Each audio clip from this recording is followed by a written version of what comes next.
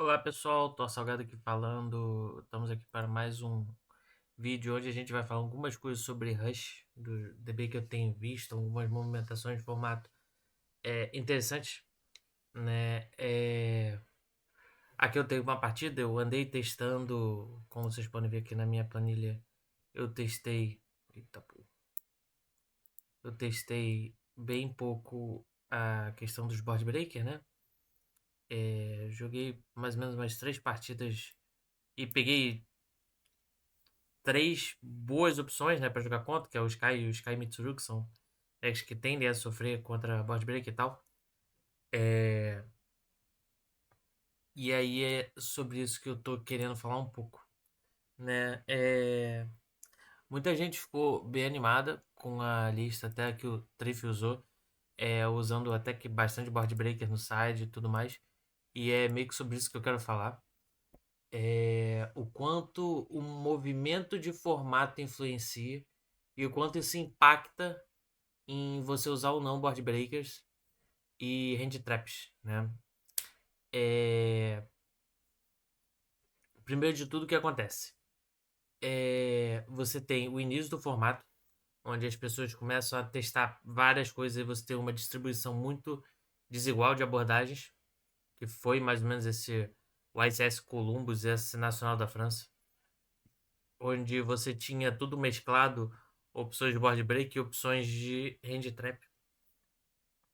E com o passar do tempo, o meta ele vai se alinhando a uma escolha necessária, né?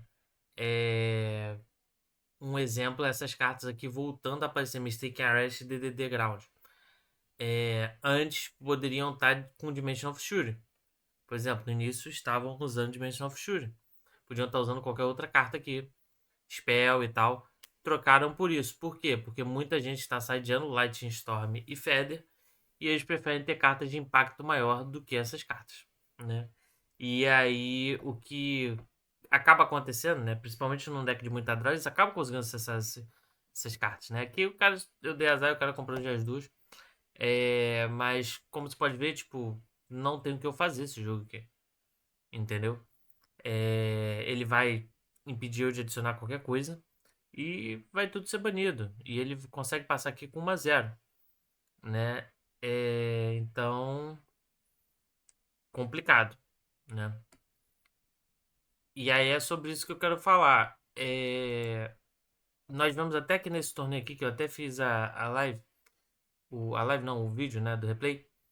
É, Essa situação aqui do Triff, ele até fez um vídeo falando sobre, bem lúcido e bem interessante, sobre a tomada de decisão dele nessa jogada, nesse ponto aqui em específico.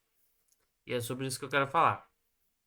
Ele falou que se ele desse Ashe nesse Aluber, o Julien passaria. Ele não tinha mais jogada, né?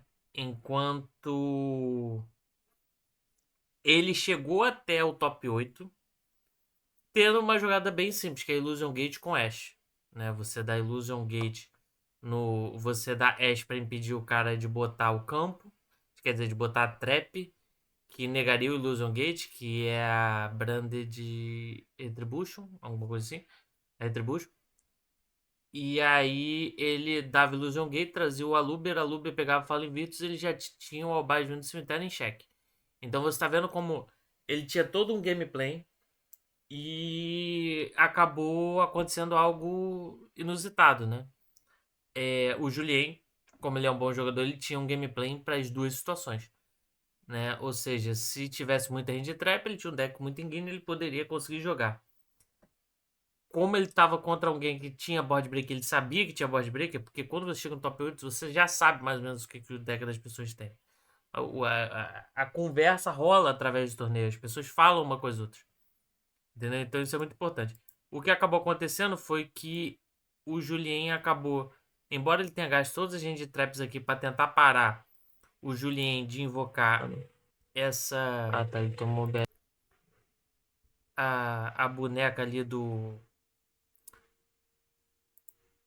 Uma bruxinha que tem aqui do. Não é Snake Eye, qual é o nome dela? É uma bruxa aqui que tem, que é um Floodgate. Daqui a pouco vocês vão ver. Ele tinha outra Fallen Virtus. que foi que ele acabou setando. Ele tomou Belly nessa Fallen Virtus e no final das contas, no turno do Trif, ele acabou invocando ela. Ela obriga o oponente a setar todas as cartas antes de ativar elas. Então, tipo, a Illusion Gate, que era o out que o Trif estava considerando usar aqui, morreu, porque ele ia setar, ia tomar o pop, que ela também popa a carta, e perdeu o Illusion Gate. Junto com qualquer quick que ele tinha, qualquer coisa que ele tinha. Então, você vê que bons jogadores, eu não tô falando que o Trif tá sendo ruim, não. Isso aqui foi uma abordagem que ele falou. Ele ganhou muito do torneio nessa abordagem e ele não mudaria nada. Ele acontece, às vezes, do cara ter a carta, o out, ou ter exatamente como se livrar disso. Aqui no caso, se ele mudasse a jogada de DCS simplesmente na High Speed, ele ganhava o jogo. Entendeu? Mas não foi o que ele fez o torneio inteiro para ele chegar até aqui. Entendeu? Então, tipo, existem linhas no jogo.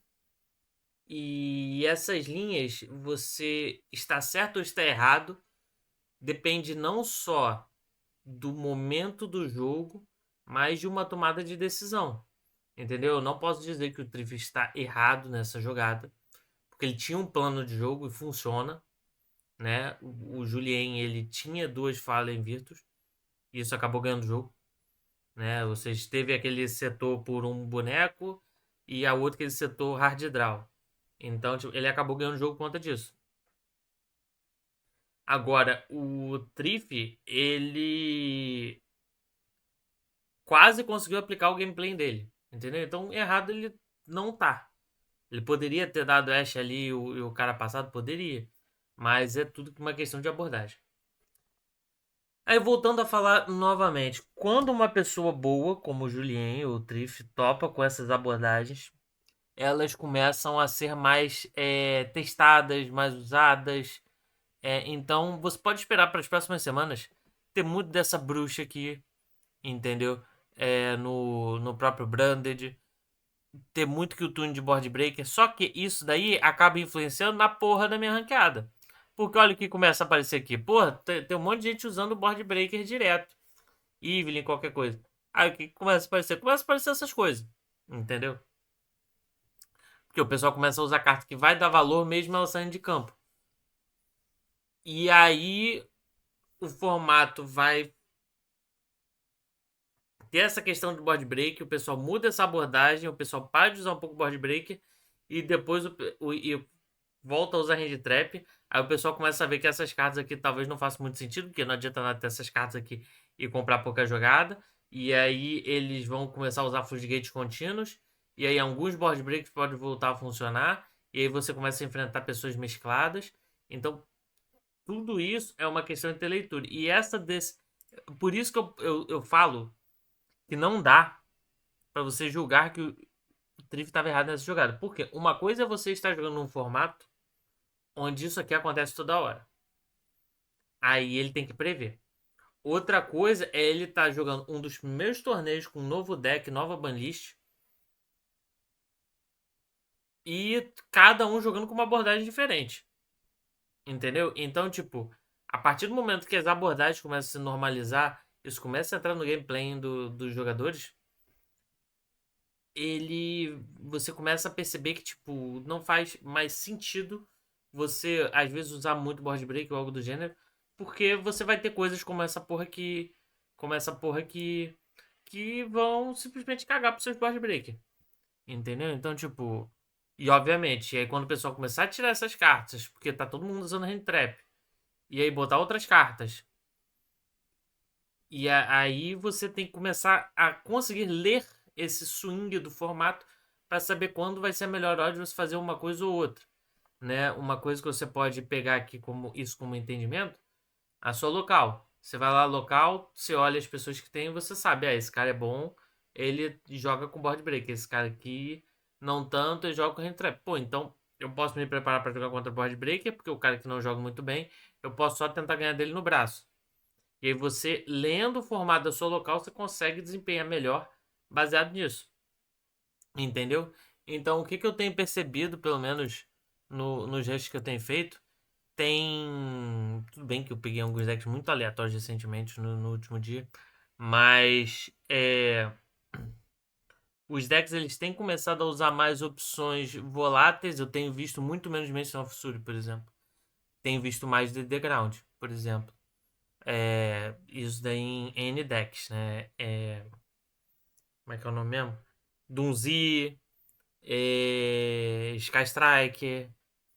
Vários decks eu tenho tomado Dimensional Ground, diferente Dimensional Ground. Entendeu? Então, ó, é uma coisa pra você começar a se ligar. Pô, talvez o pessoal pare de usar Dimension of Fury e comece a usar esse tipo de carta. Como é que eu vou lidar com isso? Entendeu? Então aqui é só uma noçãozinha que eu tô passando pra vocês sobre o quanto a diferença entre Hand Traps e Board Breakers, né? Como as abordagens mudam. Né? Hand Traps tenta parar o cara de qualquer jeito e você tá sempre contando com a sorte do cara não ter um outro punch. Sempre tentando trocar uma carta a uma carta. E é um risco, né? Da mesma forma que Board Breaker, você pode ter o Board Breaker e o combo do cara ser o counter do Board Breaker. Que é o que aconteceu aqui. Entendeu? Então é sempre muito arriscado. E a sua decisão você vai ganhar e vai perder com ela. Então você tem que ter total ciência do que você está fazendo aqui. Entendeu? Isso aqui, já adianto logo, não gostei muito das abordagens de Board Breaker. Tô preferindo mesmo dar range trap nas pessoas. Mas o jogo, inclusive, ele passou com uma 0. Se eu tivesse uma range trapzinha aqui em cada lugar desse daqui, acho que resolvia 0 e era Brasil depois. Eu não morria na outra volta e aí tinha jogo. Mas acontece, né? Acontece. E também quando ele fez essa 0 aqui, eu não consegui interagir com ele porque eu tinha 2 board breaker. Então esse tipo de coisa é impactante sim, né? A você pensar. É isso, pessoal. É um vídeo bem curto hoje, só falando dessa questão de board breakers e hand traps e como as nossas escolhas definem se ganhamos ou perdemos. E espero que vocês consigam absorver isso daqui, ver o que vocês acham de bom ou não. E é isso. O último vídeo do Tri falando sobre os jogadores serem ruins, o porquê deles serem ruins, eles não verem replay, deles não pensarem em jogadas, tipo, abordagens que eles querem fazer em específicas médias, é bem bacana, recomendo ver. Tô até pensando em fazer um outro vídeo mais focado só nisso, né? Mas é bem importante essas coisas e até alguém que tem uma certa relevância falando sobre isso, né? Que não é só você chegar lá, jogar e ser bom, é você estudar o jogo, ver jogadas e ter discussões como essa que eu tô tendo aqui com vocês, né? É isso, até a próxima, valeu pessoal.